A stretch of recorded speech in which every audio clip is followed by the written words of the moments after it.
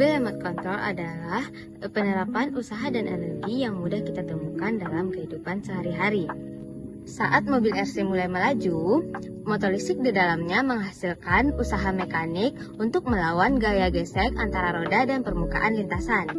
Dari proses ini, energi listrik dapat diubah menjadi energi kinetik, dan karena itu mobil dapat bergerak ke depan.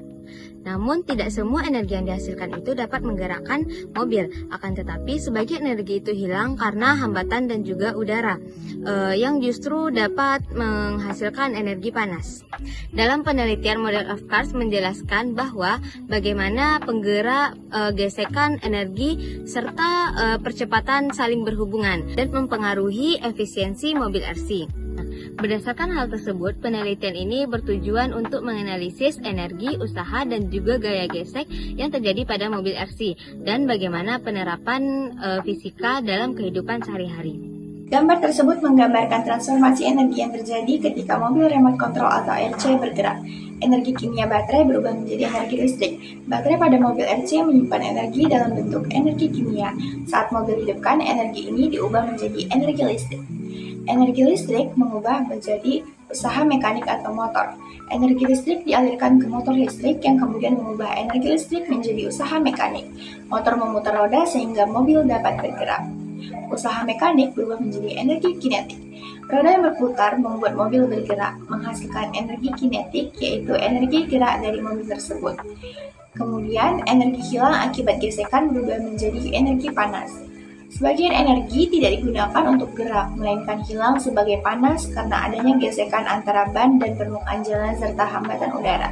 Secara keseluruhan, aliran energi ini adalah energi kimia atau baterai berubah menjadi energi listrik, lalu berubah menjadi energi mekanik atau motor, kemudian berubah menjadi energi kinetik, lalu energi panas akibat gesekan. Pada penelitian ini digunakan pendekatan eksperimen dan pemodelan dinamika untuk menganalisis antara usaha, energi, dan gaya gesek pada mobil remote control. Nah, objek yang digunakan adalah mobil remote control skala kecil dengan motor DC yang diujikan di lintasan datar sepanjang 3 meter.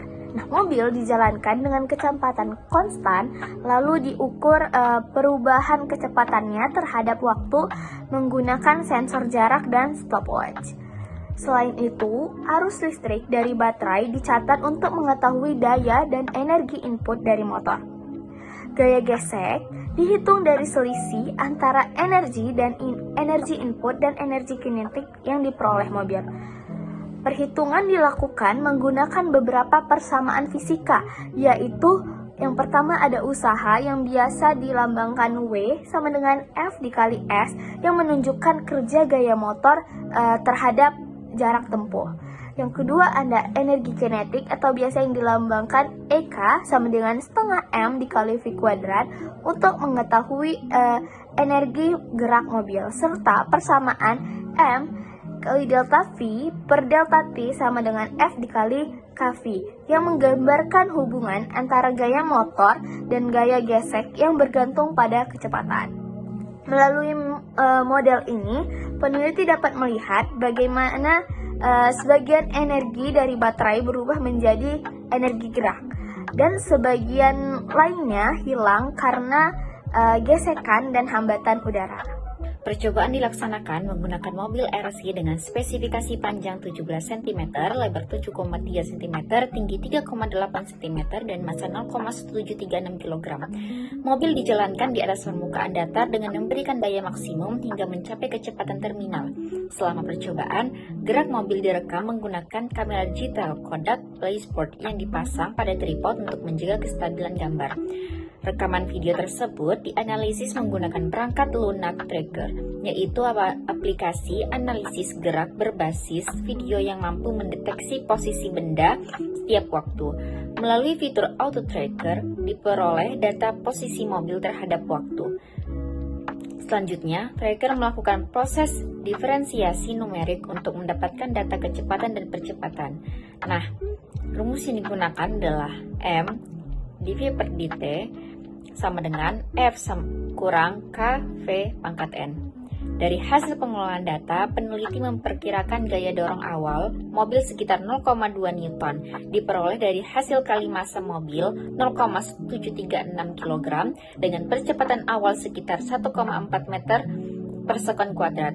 Nilai ini menggambarkan besarnya gaya bersih yang bekerja pada awal pergerakan mobil. Selanjutnya, dilakukan estimasi gaya hambat udara atau drag berdasarkan dimensi mobil dan koefisien hambat tipikal kendaraan kecil. Hasil perhitungan menunjukkan bahwa gaya hambat udara bernilai sangat kecil, yaitu sekitar 10 pangkat min 3 Newton, atau kurang dari 1% dari total gaya hambat yang dialami mobil. Hasil menunjukkan bahwa mobil mengalami percepatan cepat di awal lalu mencapai kecepatan terminal sekitar 1,2 meter per sekon. Pada bagian ini kita akan membahas hasil dari percobaan dan pemodelan sistem mobil remote control. Dari hasil pengukuran terlihat bahwa semakin besar usaha yang dilakukan oleh motor, maka semakin besar pula energi kinetik yang diperoleh mobil. Mobil akan mengalami percepatan di awal karena gaya penggerak dari motor lebih dominan dibandingkan gaya hambat. Namun seiring bertambahnya kecepatan, gaya gesek antara roda dan permukaan meningkat. Akibatnya, sebagian besar energi yang disuplai oleh motor tidak seluruhnya berubah menjadi energi kinetik, tetapi hilang sebagai energi panas akibat friksi. Fenomena ini dapat dijelaskan melalui persamaan model M sama dengan dV per dt sama dengan F kurang kV, di mana V adalah gaya penggerak motor, kV adalah gaya gesek yang proporsional terhadap kecepatan, dan M adalah massa mobil. Grafik percobaan menunjukkan bahwa energi kinetik meningkat tajam di awal, kemudian pertambahannya melambat dan akhirnya stabil ketika gaya gesek mulai menyeimbangkan gaya dorong. Dengan kata lain, sistem mencapai kondisi kecepatan maksimum di mana gaya penggerak dan gaya gesek saling seimbang. Berdasarkan hasil percobaan dan analisis, dapat disimpulkan bahwa usaha yang dilakukan pada mobil mainan berbanding lurus dengan perubahan energi kinetiknya. Semakin besar gaya dorong dan jarak tempuh, semakin besar pula energi kinetik yang dihasilkan mobil. Namun, terdapat selisih antara nilai usaha dan energi kinetik akibat adanya gerak gesek pada roda dan permukaan lintasan. Energi mekanik sebagian berubah menjadi panas, terutama pada lintasan kasar. Dengan demikian, gesekan menjadi faktor utama yang mempengaruhi efisiensi konversi energi mekanik menjadi energi kinetik.